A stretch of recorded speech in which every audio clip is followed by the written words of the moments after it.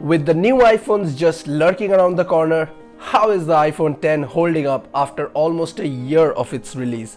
What is up guys, this is TechSav here and welcome back to my channel. Let's get started.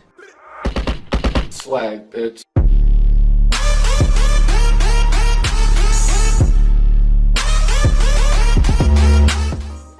So this is my iPhone X right here and I have been using this device for 4 whole months.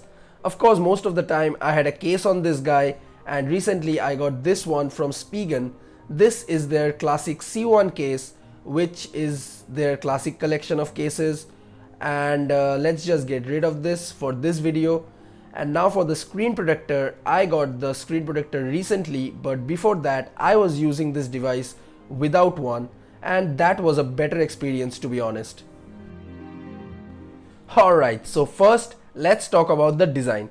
The iPhone X was the first iPhone to have a glass back after the iPhone 4 of course, and for that it is a fingerprint magnet, as you can see right here. But I keep it covered with a case anyway, so those fingerprints doesn't even bother me that much. And overall I really like the design of this phone, and the camera bump has not been a problem for me, as the Spigen case pretty much protects the camera and covers up the lens. And after 4 months of usage, the materials in this device have held up quite well, but there are some micro scratches on the stainless steel band, and I don't think you can see it on camera, but I will still try. And apart from this, the glass back is still unscratched, maybe because I used it with a cover, but the screen is also unscratched even when I used it without a screen protector for 2 or 3 months. So thumbs up to Apple for these premium materials used on this device. Now let's talk about the most beautiful element of this device. That's right, the display. This has a 5.8-inch OLED Super Retina HD display with an aspect ratio of 19.5:9, and this screen is larger than the iPhone Plus models, while it has a smaller footprint than the Plus models, and for me it is perfect as I don't like bigger phones in my pocket.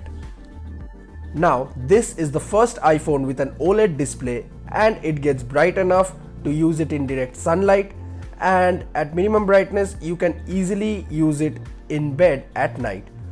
Now it also has the True Tone display, which you can turn on or off by 3D pressing the brightness bar in the control center, and what it actually does is it adjusts the white balance of the screen according to the ambient light to give you much more accurate colors of the screen. It also has the good old night shift, which you can turn on when you are using your device at night or in dark environment to protect your eyes from the blue rays which are being transmitted from the screen of your device to your eyes, and it can hurt your eyes pretty badly. So be sure to turn this on whenever you are using your device in the dark. For me personally, the True Tone display in my device is always on, and the night shift is scheduled according to my bedtime. Now apart from these, consuming content on this display is a treat for the eyes, guys. See what I did there? Eyes, guys. Okay, alright. But wait, there is the infamous notch. Now the notch hasn't been a problem for me actually. True, it cuts off a small portion of the display when you're watching videos in full screen mode, but I don't mind that really. You can check out my notch video by clicking the card above for more info. Apart from the notch, the screen is just amazing, guys, with great contrast, vibrance and color reproduction. Kudos to Samsung for making this OLED display, and kudos to Apple for designing it their way. Next, I want to talk about the navigation system in the iPhone X. With the home button gone, Apple introduced the gestures to navigate. This means there are a lot of swiping up, swiping right, swiping left, but the gestures feel very natural for navigating through the device. Even Google copied the gestures and added it to the Android Pie. But Apple wasn't the first one to introduce these gestures. The Palm Pre, which was released back in 2010, brought the gestures first in the smartphone market, but it was way ahead of its time. All Apple did what they do best and improved those gestures to give the users the ultimate experience. Really, the gestures in this device is the best experience with the buttery smooth user interface and the animations. Now after using the gestures, I try swiping up from an app to exit in my iPhone 6. So navigation system in the iPhone 10 is a beautiful experience. Now let's talk about performance. I really do not have any complaints in this department. I am currently running the iOS 12 public beta 11 I think. So let's check the build number. So the build number is 16A5366A, and to be honest, the iOS 12 betas have improved the performance of this device massively.